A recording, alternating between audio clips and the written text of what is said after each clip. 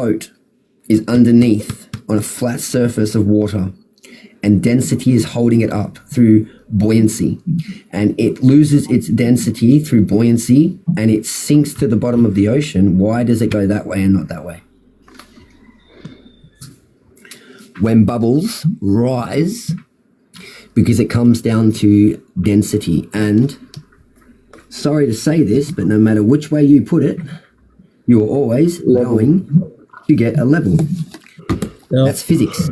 When it comes down to it, I don't think we're a globe, and I'm not saying I think we're flat. I don't know. I don't know without seeing it, but we're domed. We are domed. But if we were to look at that theory, like space outside of us, outside of our atmosphere, there is no atmosphere. There's no wind. There's no movement. There's no nothing. It's just empty space. Yeah.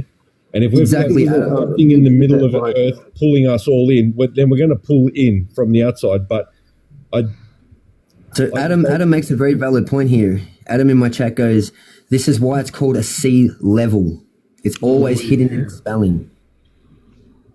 It's curious because we call planes planes. What I was always curious about is if we're spinning at 60,000 miles an hour. A million miles. The theory is we're being pulled behind the sun in a vortex, yeah? That's the one. Well, then how do you explain the sun being behind clouds if it's 93 million miles away?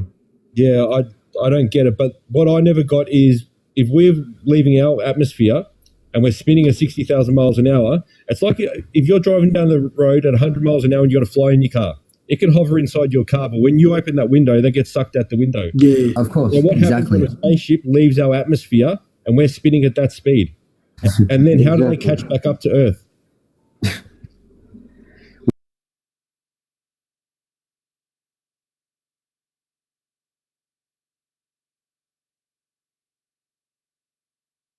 Draconian reptilians. But they were created draconian reptilians. But they were created without compassion.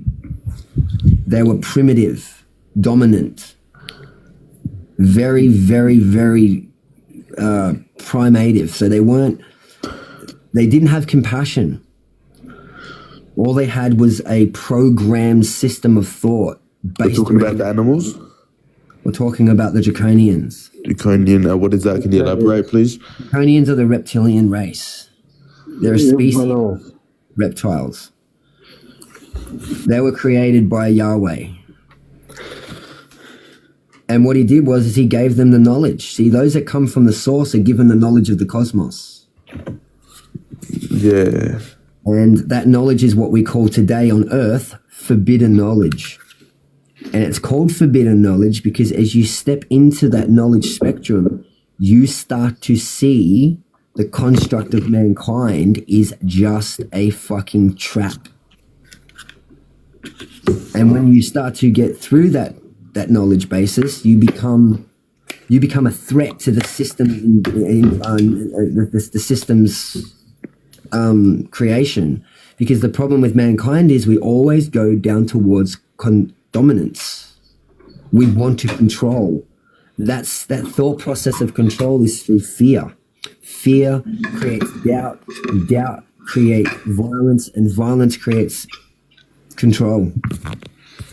But you are being controlled by that construct, and you're never ever the fight or flight response. Exactly. You're never ever going to evolve spiritually if you follow down that path and seek control. So the hippies, the flower power era, bro. That was by being aware by all of this knowledge, and it's obviously something that you know that's special. And I don't know if you are glad that you have the knowledge. Do you ever feel trapped or scared? Not scared, but trapped, or feel a bit weird, or do you take it for granted, or how do you feel about having all this? In the beginning, you go through a process of being. You feel like you're going crazy. 100%, yeah. Because that's what the construct of Earth has created to make you feel. You're stepping outside of the narrative. You're stepping outside of the spectrum of what we call indoctrination. But do you feel like you're going more crazy because you know it's true and other people are blinded?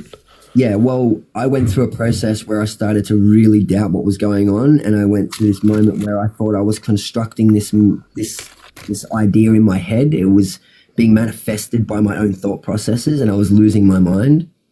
So I asked the gods for proof of this truth, of that it was all real and that I wasn't going crazy. And I asked them for a shooting star, and they sent me a fiery red shooting star. You ask Within the minutes. questions, you get the answers. Yeah. See, there's a lot going on too as well. Like, so with the religious belief I have, or the faith that I believe in, my gods, the gods that I believe in, should I say, I have to prove to them that I'm worthy of their existence. It's not where I go to church and I go, God, talk to me. I need this. I want that. Blah, blah, blah, blah. Sit to a dude sitting reading a fucking book. There is no book for my belief system. Yeah, 100%. Do you think, because this is my beliefs, I reckon religion is a whole trap just to keep people in place, put in place. Religion is man-made. They took an idea from somewhere. They took an idea from forbidden knowledge, and they reconstructed it in their own way so that they could control. That's why in the beginning the Bible was written in Latin so no one else could understand it.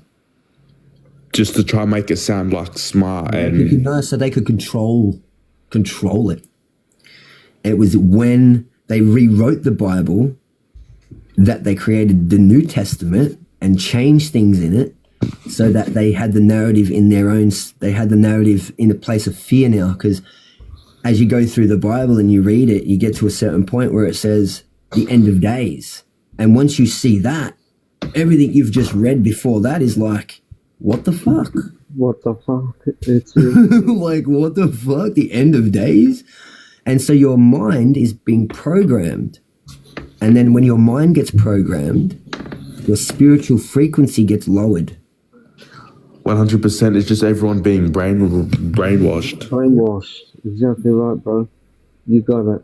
Keep going on the track you're going. Yeah, you're on the same way, bro. You're on the right path. Exactly. You're on the right path, man. Yeah, I know, bro. Like, that's why I found it pretty cooked when I saw you on live, because everything you were saying was making sense. I was like, what the fuck, bro? You know it. That's what I'm here for, man. That's exactly why I come to TikTok, because it's my job. So what do you... Meditating? What happens when you try, like, preach it onto other people? I wouldn't say preach, but I mean just, like, try to... First, become enlightened by your own wisdom. Yes. You have to let go of doubt, and you have to let go of regret, and you have to let go of judgment, because those elements are a low frequency thought process constructed in the human world to stop us from ascending. Ascension is the key element to all this. 100%. Some of us have come here, like I didn't come here, I didn't choose to come here. I asked my spiritual guardian, was I chosen to come here, or did I choose to come here? And it said, I didn't come. I came here against my will. 100%, bro. I was chosen to come here. And would you think that's a selfish move from the parents who gave birth to us? No. See, my parents weren't my parents, man. My parents were just what we call the surrogate creator of the physical form. Yeah. I didn't have a mother and father upbringing. I had a single mother upbringing who taught me her morals, but she was also corrupted and broken from her past. My dad was a complete dropkick. If I had that perfect upbringing, I would be reincarnating in my next life here. Can you please?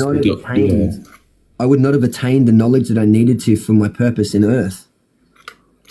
Can you define generational? Well, generational is still a construct to keep you believing that you're human, because it comes down to genetic code, and genetic code is